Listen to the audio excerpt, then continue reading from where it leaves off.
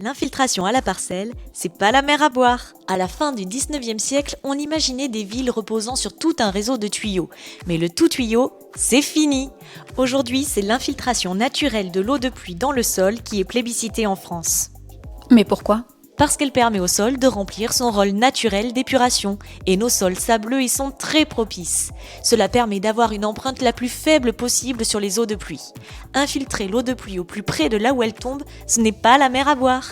Si chaque maison d'une superficie par exemple de 100 m², réalise une zone d'infiltration de 50 m², alors chacun à son niveau contribue à résoudre les problèmes d'inondation. Ok, on a compris pour les particuliers. Mais pour les aménageurs et promoteurs, on fait quoi? Chaque aménageur doit stocker et infiltrer sur sa parcelle l'équivalent de 50 litres par mètre carré imperméabilisé. Ces mesures s'imposent à tout porteur de projet. Et quand la nappe est affleurante alors? Sur les 15 dernières années, lorsque la nappe a atteint des niveaux très élevés, 6% des surfaces habitées ont été concernées par des débordements. Quand tout est plein, tout est plein. Terrain, jardin, fossés et crastes, et parfois même les maisons. Dans ce cas précis, l'objectif est de diriger ce ruissellement vers un axe hydrographique fonctionnel pour que l'eau finisse sa course vers un nouvel exutoire.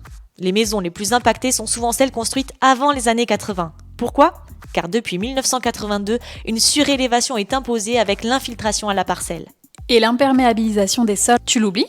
La croissance démographique génère une augmentation des surfaces bâties. Et c'est vrai que l'on imperméabilise 0,3% par an de notre territoire. Mais au total, c'est moins de 6% du territoire du CIBA qui est imperméabilisé.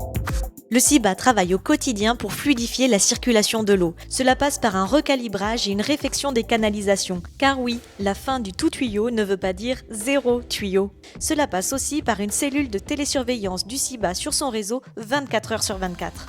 Et enfin, par l'entretien des crastes. Attention, 50% sont sur le domaine privé.